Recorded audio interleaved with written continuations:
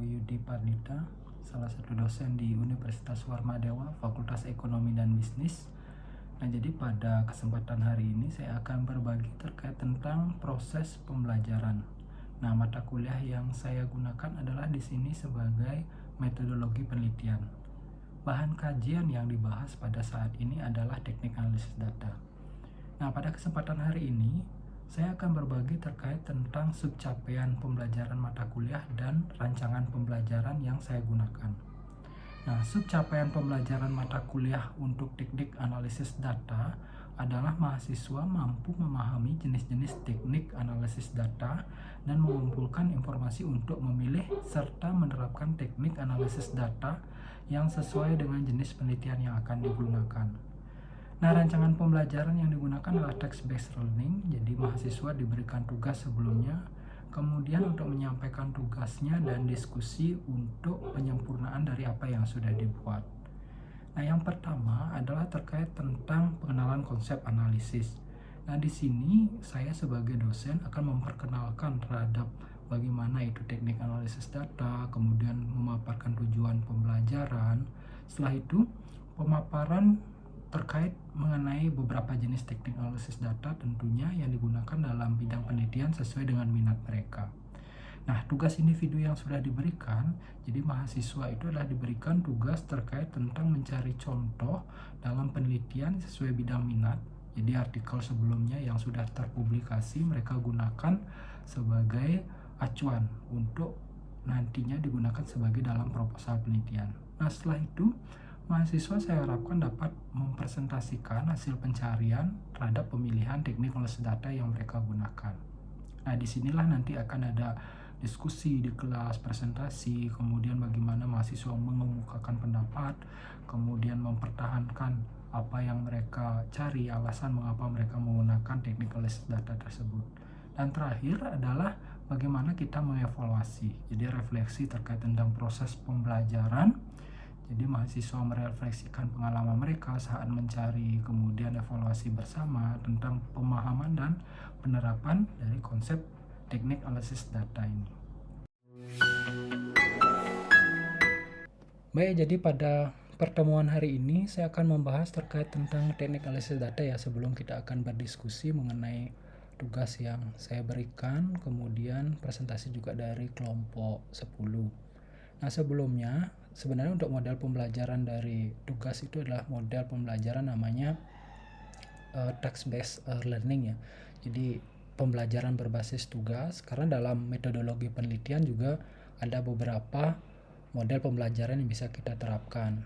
Karena di sini dituntut sebenarnya mahasiswa lebih aktif, walaupun sebenarnya kita tahu bahwa proses diskusi terus berjalan setiap ada pertemuan ya, baik itu pertemuan pertama sampai sekarang.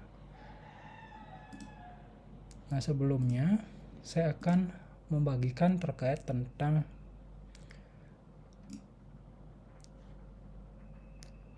teknik analisis data. Mungkin dari kalian kalau ada yang pernah mendengar karena sudah membaca ya juga dari artikel sebelumnya yang sudah saya tugaskan, pasti mengetahui banyak tentang jenis-jenis teknik analisis data, atau kira-kira sudah mempelajari teknik analisis data pada pertemuan sebelumnya. Juga pada mata kuliah sebelumnya juga ada di statistik 1 ataupun 2 juga ada kalian mempelajari tentang teknik analisis data. Nah, di sini terkait tentang subcapaian pembelajarannya ya, jadi pembelajaran mata kuliah. Jadi khususnya untuk bahan kajian teknik analisis data ini tentunya adalah mahasiswa mampu memahami jenis-jenis teknik analisis data dan mengumpulkan informasi untuk memilih serta menerapkan teknik analisis data sesuai dengan jenis penelitian yang akan dilakukan. Jadi di sini tujuannya sudah jelas, kalian sudah mengumpulkan informasi terkait tentang teknik analisis data, karena kan saya berbasis tugas ya, artinya kalian sudah mengumpulkan informasi yang sesuai, kemudian kira-kira menggunakan teknik analisis data apa yang nanti dilakukan dalam proses pembuatan proposal penelitian.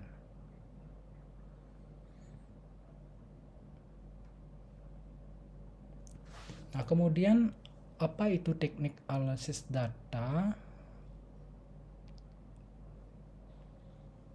Silahkan, di sini ada lumayan banyak yang hadir ya. Ari Perdana, coba bisa disampaikan apa itu teknik analisis data? Apa itu analisis data? Yaitu mengelompokkan data berdasarkan variabel dan jenis responden, mentabulasi data berdasarkan variabel dari seluruh responden, menyajikan data tiap variabel yang diteliti, melakukan perhitungan untuk menjawab rumusan masalah, dan melakukan perhitungan untuk menguji hipotesis yang telah diajukan. Baik, terima Sekian, kasih. Pak. Terima kasih Ari. Jadi teknik analisis data itu sebenarnya adalah setelah data yang kalian kumpulkan ya, misalnya dalam sebuah penelitian, nanti kalian kan mengumpulkan data. Kemudian data yang kalian sudah kumpulkan itu kalian rapikan, istilahnya dirapikan, ditabulasi, kemudian baik itu menggunakan Microsoft Excel. Kemudian kalian akan analisis menggunakan software. Jadi softwarenya kan ada berbagai macam ya, tergantung dari teknik analisis data yang kalian gunakan. Nah, misalnya secara umum kalau di Fakultas Ekonomi itu sebagian besar mahasiswa memang menggunakan SPSS sebagai softwarenya. Nah, untuk regresi sebagai teknik analisis data. Nah, itu secara umum ya. Jadi mereka menggunakan regresi linear berganda biasanya karena penelitian di sosial kebanyakan menggunakan itu. Kemudian untuk softwarenya itu bisa menggunakan SPSS ya, karena yang terbaru kalau tidak salah di SPSS 26 ya, 26 atau 27 ya sudah ada. Nah, itu bisa digunakan. Jadi teknik analisis data ini sebenarnya untuk di metodologi penelitian merupakan proses pengembangan teori ya. Jadi teori di sini, tapi untuk prakteknya itu kebanyakan di statistik ya, statistik 1 dan 2. Nah, kemudian untuk teknik analisis data dalam penelitian kuantitatif di sini menggunakan ya beberapa.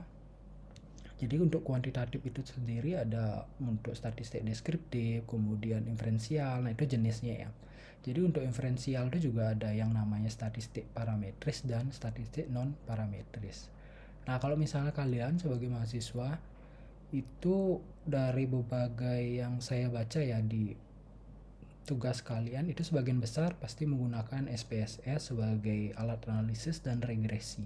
Nah, di sini regresi itu tergolong pada statistik parametris. Nah, di sana akan kalian nanti pelajari, walaupun sebenarnya juga kalian sudah memahami ya, karena di sini untuk metodologi penelitian ini kan prasyaratnya ada beberapa ya untuk mata kuliah, dan kalian juga sudah mengikuti seperti statistik. Nah, ini perbedaannya. Nah, jadi untuk statistik deskriptif, kemudian inferensial, jadi masing-masing mempunyai kelebihan sebenarnya. Jadi untuk deskriptif di sini statistik yang digunakan untuk menganalisis data dengan cara mendeskripsikan.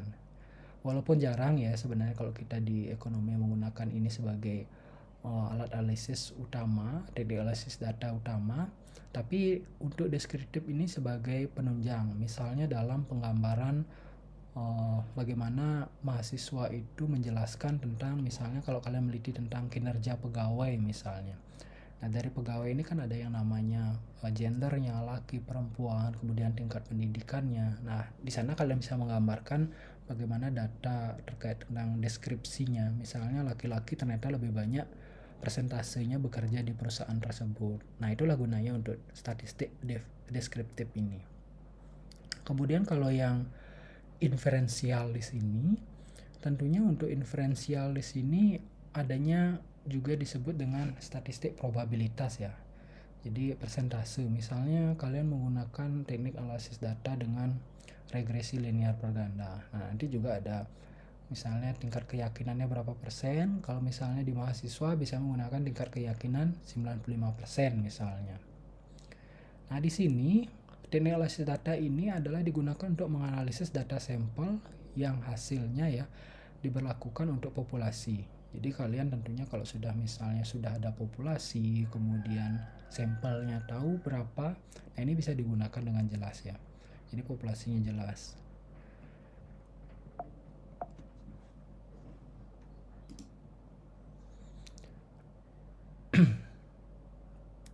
Nah, kemudian statistik deskriptif di sini Jadi termasuk dalam statistik deskriptif antara lain adalah penyajian data ya, yang seperti saya sampaikan melalui tabel, grafik, ataupun lingkaran diagram misalnya. Nah itu bisa kalian sampaikan, misalnya kalau dalam skripsi itu kan di bab 4 ya, di bab 4 itu biasanya kalian menggambarkan deskripsi dari penelitian kalian. Misalnya dari jenis kelamin itu bisa digambarkan dalam bentuk tabel, kemudian tingkat pendidikan dan lain sebagainya, itu tergantung dari jenis penelitian yang sudah dilakukan.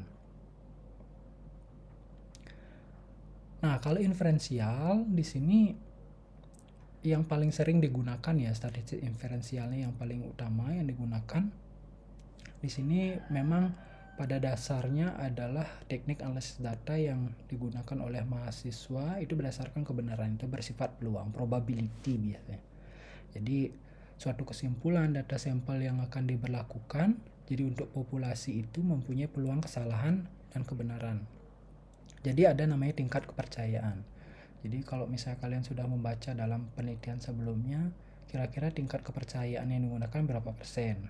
Contoh biasanya tingkat kepercayaan 95%, jadi alfanya 5% atau 0,05. Nah itu sebenarnya sudah diajarkan ya pada statistik 1 atau 2 itu. Jadi di sini hanya pematangan pada teorinya saja. Jadi kalian kalau sudah menetapkan, karena saya sudah membaca ya dalam artikel penelitian sebelumnya, tentunya sudah tahu nanti untuk kedepannya kira-kira menggunakan teknik analisis data yang mana sesuai dengan judul penelitian kalian.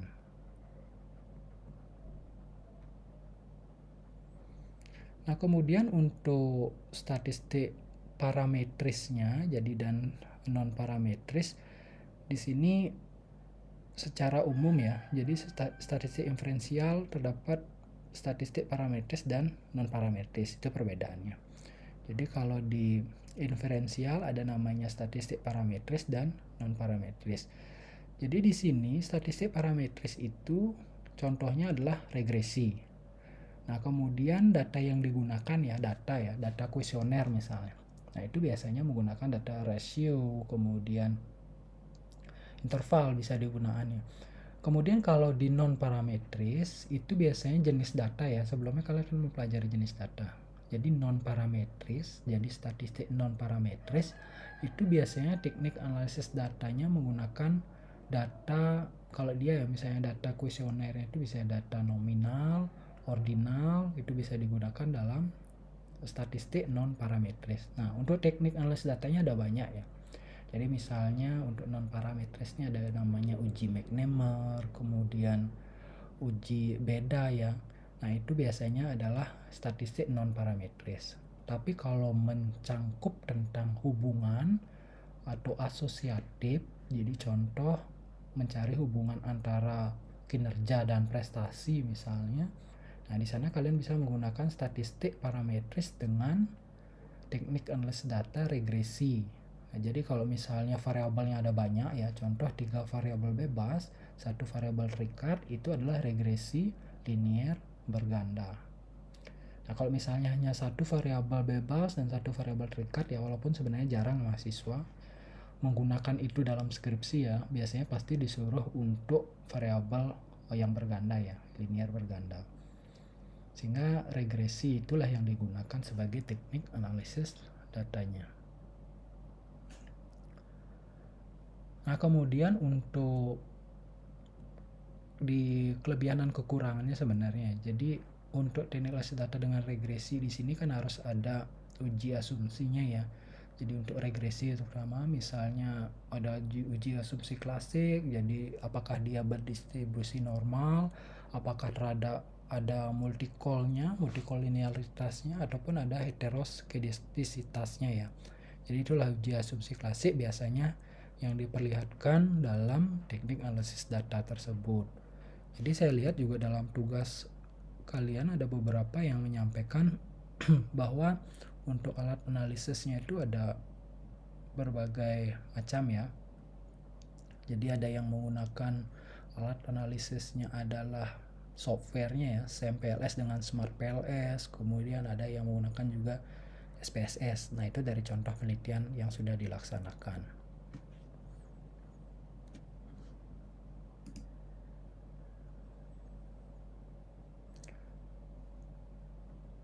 Nah, kemudian secara umum memang kalau di kita ya, jadi kalian bisa menentukan terlebih dahulu untuk judul penelitian yang kalian gunakan, kira-kira teknik analisis data apa yang digunakan.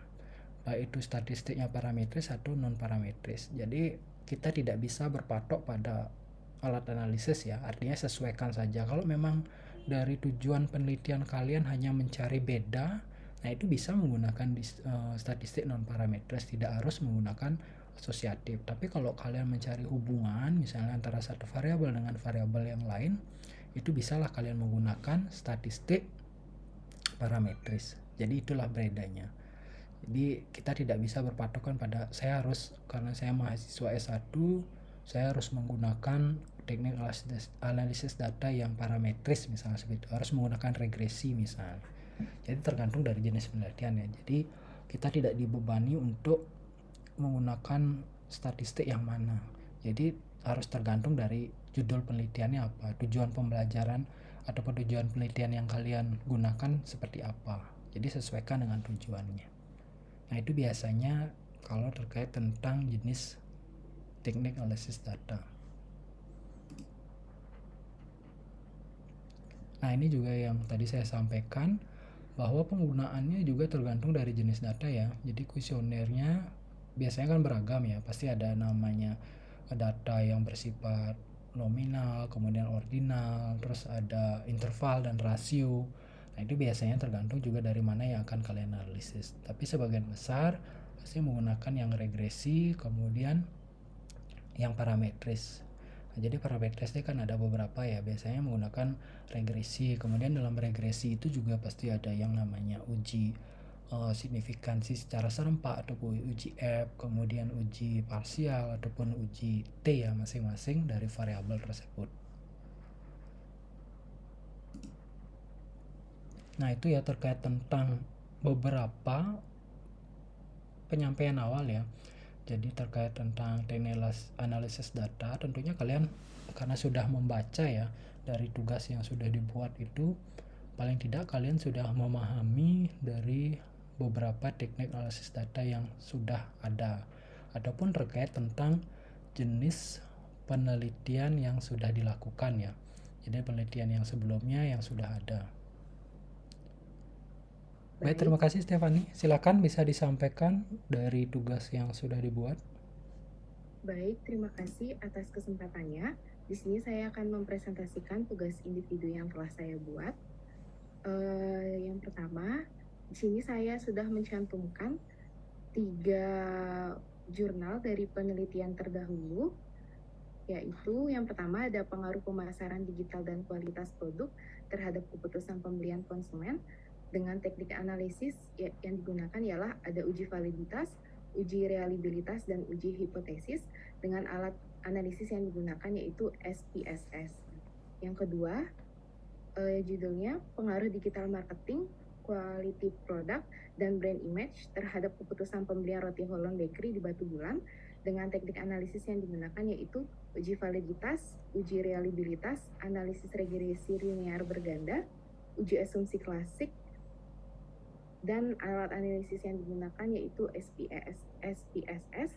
Dan yang terakhir itu ada pengaruh digital marketing promosi dan kualitas pelayanan terhadap keputusan pembelian pada Kopi Soe di Kutabumi dengan teknik analisis data yang digunakan yaitu uji frekuensi, uji deskriptif, uji validitas dan reliabilitas, uji asumsi klasik, analisis regresi analisis regresi, koefisien determinasi, dan uji hipotesis dengan alat analisisnya SPSS. Untuk judul penelitian proposal saya yaitu pengaruh digital marketing, kualitas produk, dan kualitas pelayanan terhadap keputusan pembelian pada Valencia Bakery. Yang pertama, mengapa saya menggunakan teknik analisis pada proposal saya? Yang pertama, saya menggunakan uji validitas, yaitu untuk mengukur apakah data yang telah didapat setelah penelitian merupakan data yang valid atau tidak dengan menggunakan alat ukur yang digunakan yaitu kuesioner. Yang kedua, saya menggunakan uji reliabilitas, yaitu sejauh mana hasil pengukuran dengan menggunakan objek yang sama akan menghasilkan data uang sama. Ini dilakukan untuk memastikan bahwa hasil yang didapat didapatkan dapat dipercaya dan tidak terpengaruh oleh faktor lain. Dan yang ketiga, analisis regresi linear berganda, yaitu untuk mengetahui arah dan seberapa besar pengaruh variabel independen terhadap variabel dependen. Alat analisis, jadi untuk penelitian dengan data primer, sebenarnya untuk alat analisisnya itu ada juga namanya menggunakan Smart PLS ya, Smart PLS. Nah, dari kelemahan yang tadi Stefani sebutkan dari alat analisis regresi, itu memang untuk Smart PLS itu tidak perlu namanya uji asumsi klasik. Jadi tidak perlu ada namanya uji normalitas, kemudian multicol ataupun heteros. Ya, dia sudah mencakup itu semua sehingga tinggal analisis. Jadi membuatkan konsepnya saja. Misalnya kalau di sini dari variabel yang digunakan Stefani kan variabel terikat-nya keputusan pembelian konsumen. Jadi 3 variabel bebas dan 1 variabel terikat. Nah, jadi kalau digambarkan ada pengaruh langsung dari masing-masing variabel, kemudian pengaruh dari ketiga variabel tersebut terhadap variabel terikat. Artinya variabel ABC tersebut pengaruh secara parsialnya masing-masing dan pengaruh secara simultannya secara berbarengan ya dari 3 variabel bebas tersebut. Nah, itu menggunakan Smart PLS bisa sebagai tambahan lain lah. Kalau misalnya tidak menggunakan SPSS, itu bisa digunakan sebagai referensi lainnya. Nah, bisa kalian download di smartpls.com ya di sini. Nah, di sini ada yang untuk Windows, kemudian ada yang untuk macOS. Nah, di sini ada free ya 3 bulan. 3 bulan apa sebulan saya lupa ya. Ada free untuk email pertama, tapi saya belum pernah nyoba setelah ganti email apakah bisa dikasih free lagi, itu belum saya pernah coba. Tapi yang jelas kalian masukkan misalnya identitas, kemudian registrasi, kalian bisa dapat free dalam sebulan ya, 30 hari. Jadi sebulan ya, hanya sebulan. Nah, ini bisa digunakan kalau kalian menggunakan alat analisis Smart PLS. Nah, ini legal. Kalau Smart PLS ini legal dan dia hanya berlaku sebulan. Nah, ini bisa dimanfaatkan kalau menggunakan Smart PLS. Baik, terima kasih atas waktunya yang sudah diberikan. Perkenalkan, saya Madhya Pradita dengan NPM Sakit 357. Di sini saya akan memaparkan mengenai tugas yang sudah diberikan pada Bapak dosen.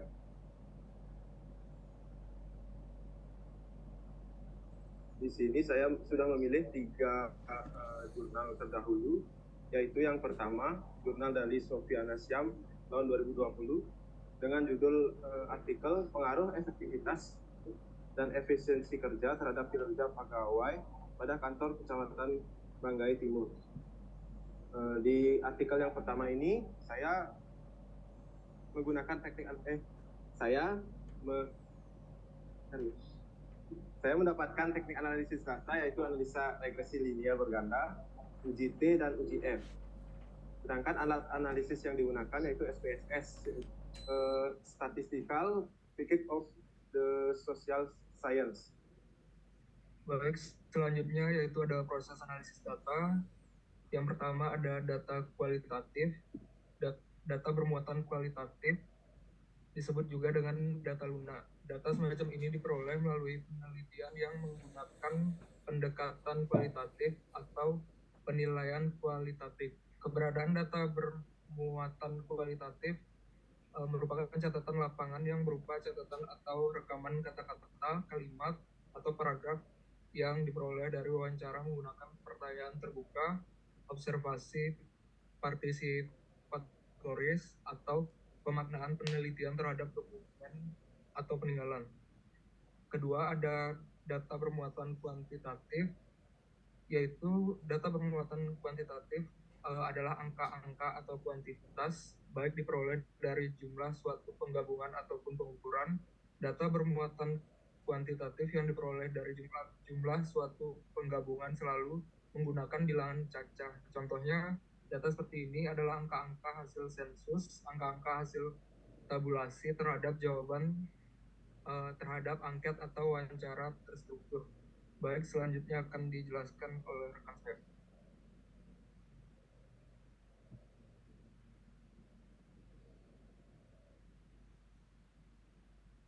Baik, di sini ada jenis-jenis analisis data. Yang pertama, analisis deskriptif.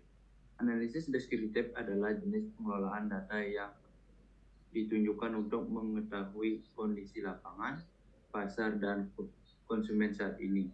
Yang kedua ada analisis diagnosis. Analisis diagnosis ini bertujuan untuk mencari tahu akar masalah dan latar belakang dari suatu kondisi. Metode ini dilakukan dengan cara mengumpulkan data dari masa lampau. Yang ketiga ada analisis prediktif. Tujuan dari analisis data ini adalah memprediksi tren di masa datang, peluang bisnis baru, hingga prediksi seberapa besar produktivitas yang harus dilakukan oleh tim. Next.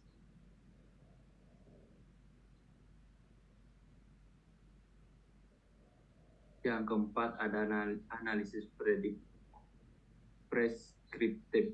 Jenis analisis ini biasanya dilakukan di paling akhir karena membutuhkan data dari analisis deskriptif, diagnosis, hingga prediktif.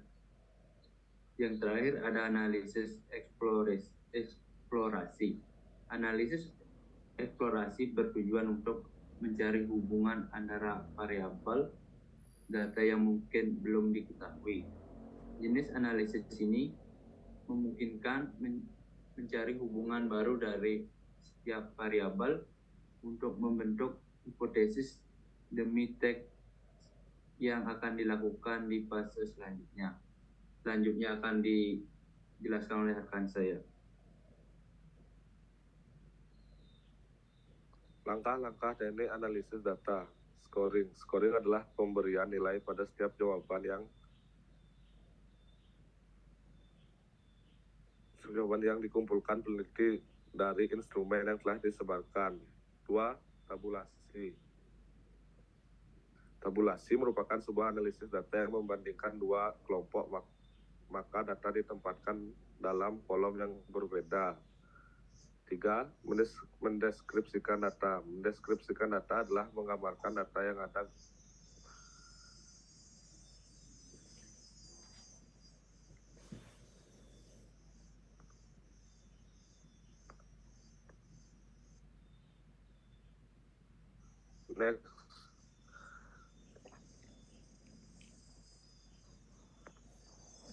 Mendeskripsikan data adalah menggambarkan data yang ada guna memperoleh bentuk nyata dari responden sehingga lebih dimengerti oleh peneliti atau seseorang yang tertarik dengan hasil penelitian yang dilakukan.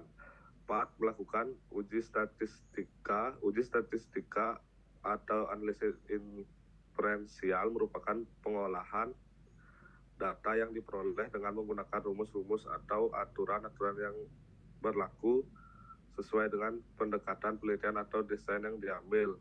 Nah, di sini di e-learning ya. Di e-learning untuk tugasnya tadi kan ada baru 43 ya yang mengumpul. Zena Pradika, Hadir, Pak. Kadek Mas Kartika, Hadir, Pak. Putu Sinta, Hadir, Pak. Cynthia Dewi, Hadir, Pak.